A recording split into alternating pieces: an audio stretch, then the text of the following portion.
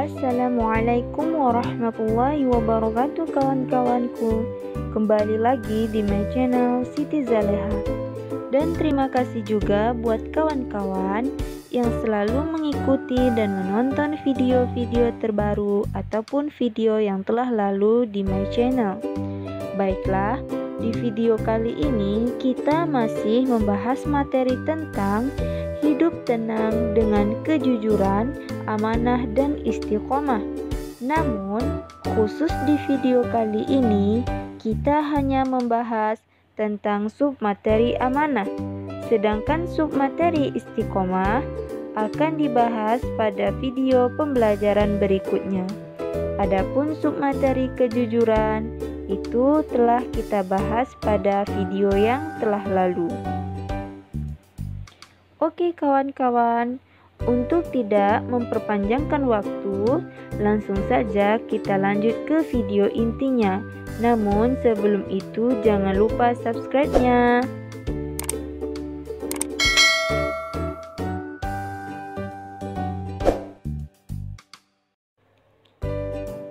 Mari berperilaku amanah. Adapun tujuan pembelajaran yang hendak dicapai pada materi ini adalah peserta didik harus mampu pertama, menyebutkan pengertian amanah sebagai implementasi dari Quran Surah Al-Anfal ayat 27 dan hadis yang terkait. Kedua, menjelaskan makna amanah sebagai implementasi dari Quran Surah Al-Anfal ayat 27 dan hadis yang terkait. Ketiga, menunjukkan contoh perilaku amanah sebagai implementasi dari Quran Surah Al-Anfal ayat 27 dan hadis yang terkait. Keempat, menampilkan contoh perilaku amanah sebagai implementasi dari Quran Surah Al-Anfal ayat 27 dan hadis yang terkait. Apakah amanah itu?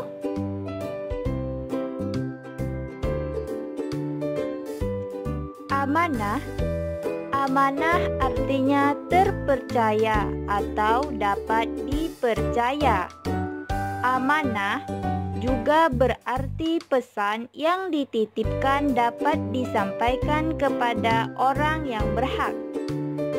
Amanah berkaitan erat dengan tanggung jawab. Amanah yang wajib ditunaikan oleh setiap orang adalah hak-hak Allah Subhanahu wa Ta'ala, seperti salat, zakat, puasa, berbuat baik kepada sesama, dan yang lainnya. Orang yang menjaga amanah biasanya disebut orang yang bertanggung jawab.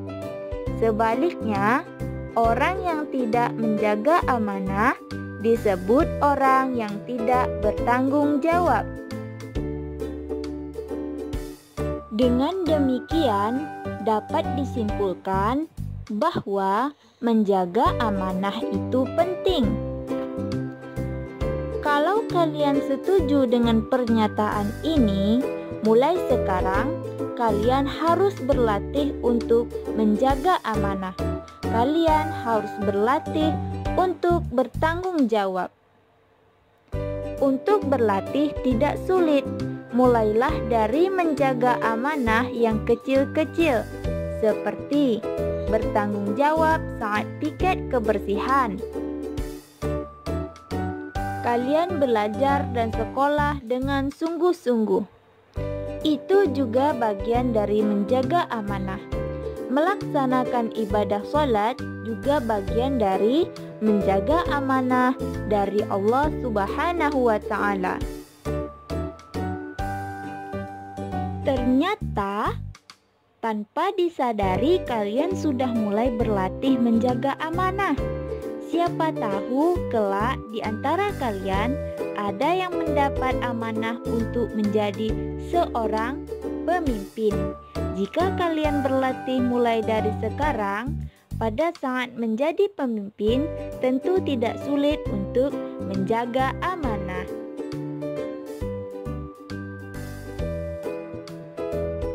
Rasulullah sallallahu alaihi wasallam bersabda, "An Ibni Umar radhiyallahu anhu 'anin Nabiy sallallahu alaihi wasallam, kullukum ra'in wa kullukum mas'ulun 'an ra'iyatihi fal amirul ladzi 'alan nas ra'in 'alaihim wa huwa mas'ulun 'anhum."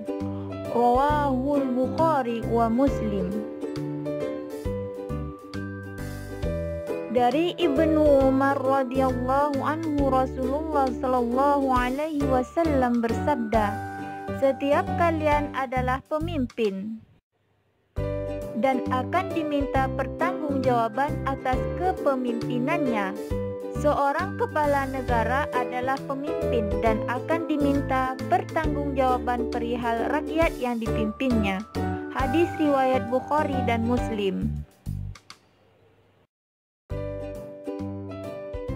Macam-macam bentuk amanah.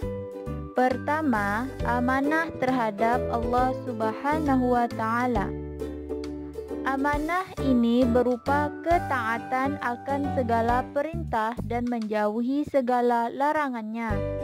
Allah Subhanahu wa Ta'ala berfirman, Bismillahirrahmanirrahim.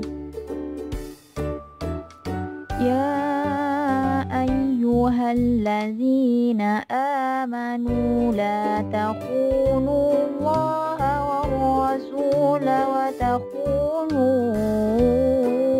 amanatikum wa antum ta'lamun.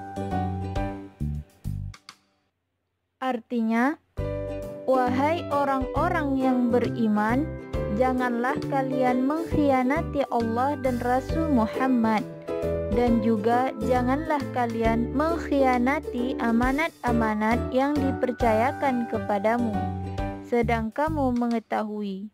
Quran Surah Al-Anfal ayat 27. Contoh amanah kepada Allah Subhanahu wa Ta'ala yaitu menjalankan semua yang diperintahkan dan meninggalkan semua yang dilarangnya. Bukankah kita diciptakan oleh Allah Subhanahu wa Ta'ala untuk mengabdi kepadanya? Orang yang mengabdi kepadanya berarti telah memenuhi amanahnya. Orang yang tidak mengabdi kepadanya berarti telah mengingkari amanahnya. Kedua, amanah terhadap sesama manusia. Amanah ini meliputi hak-hak antar sesama manusia. Misalnya, ketika dititipi pesan atau barang, maka kita harus menyampaikannya kepada yang berhak. Allah Subhanahu wa Ta'ala berfirman, Bismillahirrahmanirrahim. Innallaha ya'murukum an tu'addul amanati ila ahliha. Artinya, sesungguhnya Allah Subhanahu wa Ta'ala menyuruh kamu untuk menyampaikan amanah kepada yang berhak menerimanya. Quran Surah An-Nisa ayat 58. Ketiga, amanah terhadap diri sendiri. Amanah ini dijalani dengan memelihara dan menggunakan segenap kemampuannya demi menjaga kelangsungan hidup, kesejahteraan, dan kebahagiaan diri. Allah Subhanahu wa Ta'ala berfirman, Bismillahirrahmanirrahim. walladzina hum bi amanatihim wa ahdihim ra'un. Artinya, dan sungguh beruntung orang yang memelihara amanat-amanat dan janjinya. Quran Surah Al-Mu'minun ayat 8. Adapun hikmah perilaku amanah adalah orang yang berbuat baik kepada orang lain, sesungguhnya ia telah berbuat baik kepada diri sendiri. Begitu juga sikap amanah memiliki dampak positif bagi diri sendiri. Di antara hikmah amanah adalah sebagai berikut. Pertama, dipercaya orang lain. Ini merupakan modal yang sangat berharga dalam menjalin hubungan dan berinteraksi antara sesama manusia. Kedua, mendapatkan simpati dari semua pihak, baik kawan maupun lawan. Ketiga, hidupnya akan sukses dan dimudahkan oleh Allah Subhanahu wa Ta'ala. Berikut perilaku amanah dalam kehidupan sehari-hari. Perilaku amanah dalam kehidupan sehari-hari dapat diwujudkan melalui kegiatan sebagai berikut. Pertama, menjaga titipan dan mengembalikannya seperti keadaan semula.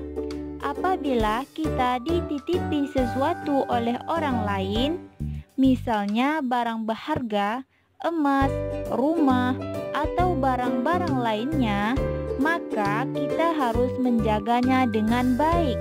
Pada saat barang titipan tersebut diambil oleh pemiliknya, kita harus mengembalikannya seperti semula.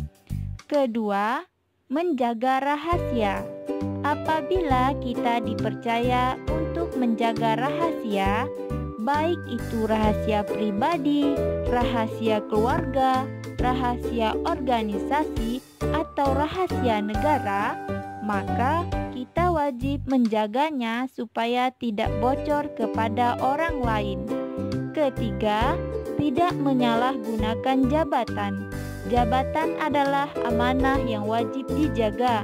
Apabila kita diberi jabatan apapun bentuknya, maka kita harus menjaga amanah tersebut.